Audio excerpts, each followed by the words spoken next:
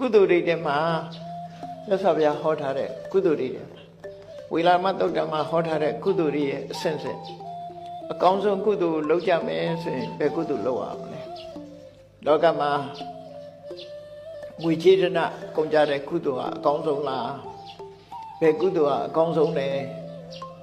ဒီအယောင်းဝယ်လုပ်တဲ့ပုဂ္ဂိုလ်တွေဟာချစ်တယ်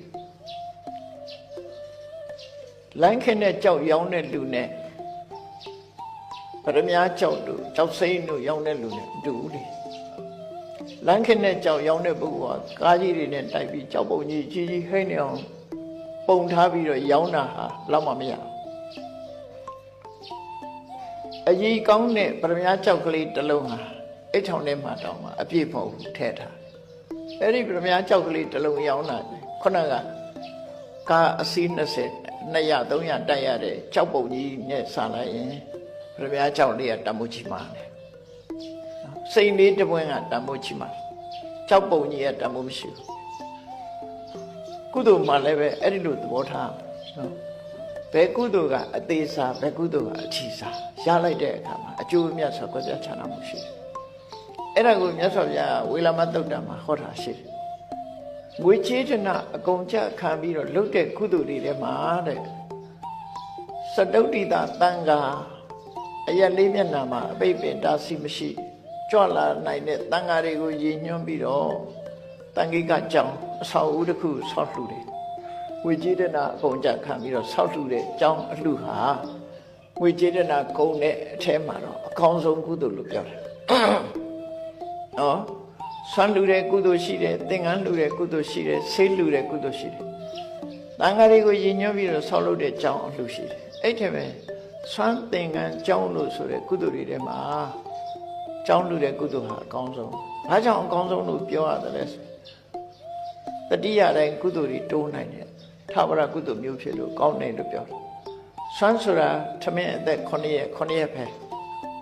ဒါတော့မှမနေ့ကပ်ပြီးနေတဲ့စားနောက်တရက်မရှိတော့သင်္ကန်းဆိုတာ3-4လပဲ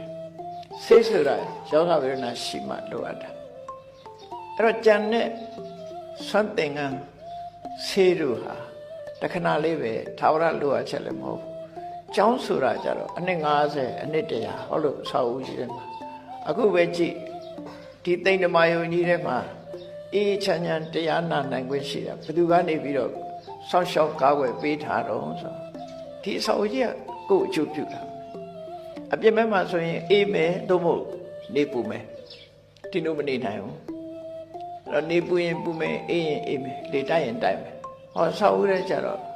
ပို့ပြီးတော့ချမ်းသာလေလုံးမိုးလုံးအနေထားတစ်ခုဒါဘယ်သူကအကျိုးပြုဒီเจ้าကအကျိုးပြုဆောက်ဦးကအကျိုးပြုနေတာလူတွေကိုဒါကိုဥပနိဒေယပစ္စယောလို့ခေါ်တာနော်ဥပနိဒေယပစ္စယောလူချင်းသာကျေစုပြုတယ်လို့အမတ်တမဲ့ထင်ကောင်းထင်နေတယ်အဆောက်အဦကကိုယ့်ကိုကျေစုပြုထားတာအဆောက်အဦကခုချိန်မှာကျေစုပြုထားတယ်အေးချမ်းချမ်းနေနိုင်တာအဆောက်အဦကကျေစုပြုထို့တူပဲအစာတို့အဝတ်တို့ကလည်းကျေစုပြုတယ်အဲ့ထက်မဲ့ကျေစုပြုတဲ့ထက်မဲ့အဆောက်အဦရဲ့ကျေစုပြုမှုကပို့ပြီးတော့ကြီးမားတယ်ဒါကြောင့်ကျောင်းအလှူဟာအကောင်းဆုံးလို့ဒီလိုမြတ်စွာဘုရားဟောဒါဖြင့်ဒီတဲ့ကောင်းတဲ့ကုသိုလ်ကောင်းမှုတွေရှိသေးလားရှိတယ်ခုနကဘုရားတရဏံကိစ္စမေးဆိုပြီးကိုယ့်ရဲ့ဘဝကိုဖရာတရားတန်ခါကိုအနှံလိုက်တယ်တရဏဂုံဆောက်တည်တယ်ဆိုတာတကယ်အနှံလိုက်တာနော်ကိုယ့်ရဲ့ဘဝတစ်ခုလုံးကိုဖရာဆုံးမတိုင်းနေပါမယ်တရားအတိုင်းကျင့်ပါမယ်တန်ခါတွေနဲ့ပတ်သက်ပြီးကုသိုလ်ကောင်းမှုလုပ်ပါမယ်ဆိုဖရာတရားတန်ခါနဲ့ပတ်သက်ပြီးအဲ့လိုအနှံလိုက်တယ်ကိုယ့်ဘဝကိုဆွန့်လွတ်ပြီးတော့အနှံလိုက်တယ်အဲ့ဒီကုသိုလ်က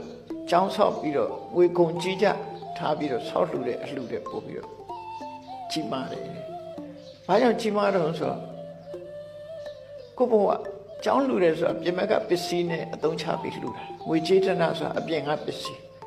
ကိုဘဝကိုအနှံ့လိုက်တယ်ဆိုတော့ကိုယ့်ရဲ့ဘဝလို့ဆိုတဲ့တမိုးမဖြတ်နိုင်တဲ့အသက်ကိုအနှင်းပြီးတော့လှူဒန်းတာဖြစ်သွားကြ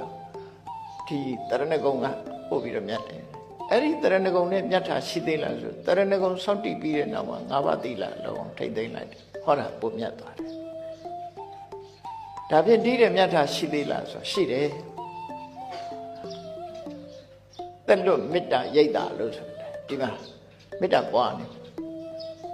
မေတ္တာဘာဝနာပွားလိုက်မယ်ဆိုလို့ရှိရင်တော့တရဏဂုံသီလစောင့်တည်ထားတာတဲ့မေတ္တာပွားတာမေတ္တာပွားတာတော့မှအကြာကြီးမဟုတ်ဘူးခန္ဓောဟနမတ္တံပိမေတ္တာဘာဝေတိနန္ဒတရှုလို့သူတို့ဆိုတယ်ဒီစကားလုံးကိုခန္ဓောဟနဆိုတာနန္ဒတရှုလက်ချောင်းလေးနှစ်ချောင်းနဲ့တဏ္ဍခါတို့ဘာတို့စန္ဒကူတို့သွေးထားပြီးတော့လက်ချောင်းလေးနှစ်ချောင်းနဲ့ယူပြီးတော့နှာခေါင်းဝါကိုတိတ်လိုက်တဲ့အချိန်ပိုင်းလေးဟာဘယ်တော့မှမရှိဘူး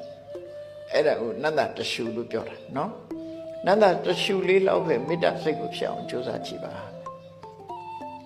အဲ့ဒီမေတ္တာပွားမှုဟာခုနကတရဏဂုံသီလចောင်းဆောက်တာလေးတဲ့ပို့ပြီးတော့တန်ဖိုးကြည့်ပါတယ်ဘာကြောင့်လို့ဆိုရင်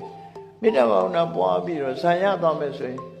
ကဘာချီပြီးတော့အသက်ရှိတဲ့ပြမဖြစ်နိုင်တယ်လေတက်တန်းကိုအလောက်ထိအောင်ရှိကြအောင်ထိမ့်သိမ့်ပေးနိုင်တယ်ချမ်းသာဒုက္ခကိုကြာကြီးထိမ့်နိုင်ဒါနတို့သီလတို့ဆိုတဲ့အရာက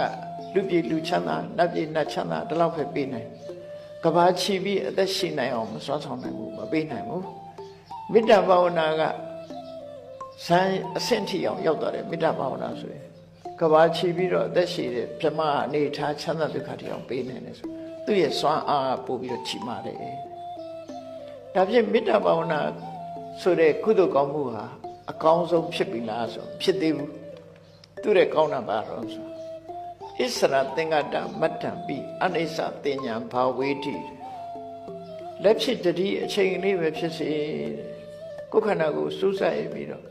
အော်ဘေးရမှမမြဲပါလားဆိုတဲ့ဝိပဿနာတရားကိုကြိုးစားအထောက်မမြဲဘူးဆိုတာကိုဆင်ញင်သုံးသပ်နိုင်ခြင်းဟာဝိပဿနာဉာဏ်ကိုဖြစ်အောင်လုပ်တာအဲ့ဒီဝိပဿနာဉာဏ်ကြတော့လှုပ်လို့ရတဲ့ကုသိုလ်တွေမှာအကောင်းဆုံးကုသိုလ်လို့ခေါ်တယ်ထိတဲ့ကောင်းတဲ့ကုသိုလ်မရှိတော့ဘူး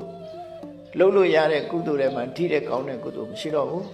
မဲ့ကုသိုလ်ဆိုတာလှုပ်လို့ရတဲ့ကုသိုလ်မဟုတ်ဘူးဝိပဿနာကုသိုလ်လုပ်ပြီးမျက်မှောက်ပြုရတဲ့ကုသိုလ်မျိုးသာဖြစ်တယ်